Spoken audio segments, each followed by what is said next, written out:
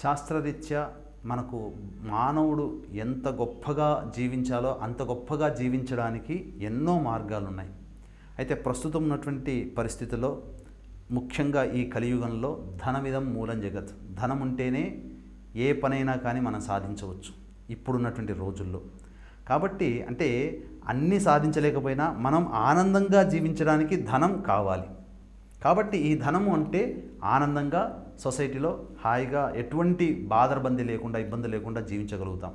అయితే ఈ యొక్క అప్పులు రుణబాధలు అనేటువంటివి ఇప్పుడే వచ్చాయా? ఎప్పటి నుంచో అనాదిగా ఉన్నాయి. కానీ ముఖ్యంగా ఈ కరోనా వచ్చిన తర్వాత ప్రపంచ చిత్రపటమే మారిపోయింది. డబ్బున్నవాడు ఒకటి, డబ్బు లేని వాళ్ళు ఒకళ్ళుగా మారిపోయారు. వ్యాపారాలు నష్టం వచ్చాయి, అన్నీ కూడా దివాళా తీసినటువంటి పరిస్థితులు వచ్చాయి. కాబట్టి లక్షాధికారికుడుగా భిక్షాధికారిగా మారాల్సినటువంటి పరిస్థితులు ఈ యొక్క కరోనా తరువాత వచ్చింది. అందుకనే కరోనా కంటే ముందు ఒక జీవితం, కరోనా తర్వాత జీవితంగా ఇప్పుడు మనం చెప్పుకోవాల్సినటువంటి పరిస్థితి వచ్చింది.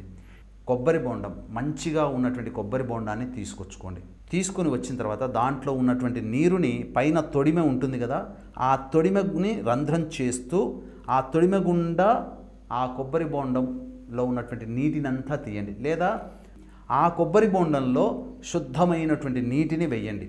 అందులో నవధాన్యాలు, ఒక గుప్పెడు నవధాన్యాలు ఆ కొబ్బరి బోండంలో పోయండి.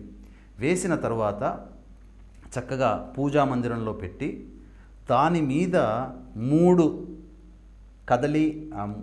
కదలీ ఫలాలు దాన్ని చక్కగా చుట్టుపక్కల నైవేద్యంగా పెడుతూ, అలాగే నాగవల్లి అని అంటారు, అంటే ఏంటి, తమలపాకులు, 3 తమలపాకులని ఆ కొబ్బరి బోండం మీద పెట్టి, అనగా కొసలు తూర్పున ఉండాలి, మనకు మొదలు మనల్ని చూస్తూ ఉండాలి, అది విధానం.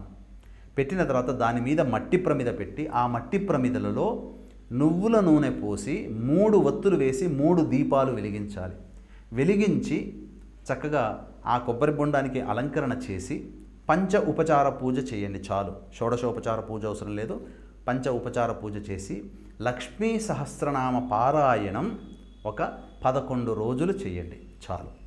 ఆ 11 రోజుల తర్వాత 12వ రోజున ఆ యొక్క కొబ్బరి బోండాన్ని తీసి కొబ్బరి బోండాన్ని పగలగొడితే అందులో మొలకెత్తినటువంటి నవధాన్యాలు వస్తాయి.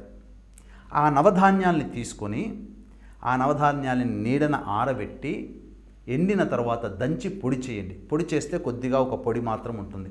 దాన్ని పసుపు రంగు గుడ్డలో కానీ, ఎరుపు రంగు గుడ్డలో కానీ, లేదా తెలుపు రంగు చిన్న జాకెట్ పీస్లో కానీ మూట కట్టి ఆ మూటని చక్కగా దేవుని మందిరంలో పెట్టి ప్రతిరోజు దీపారాధన చేస్తూ లక్ష్మీ అష్టోత్తరం ఒక 41 సార్లు చేయండి. చాలు.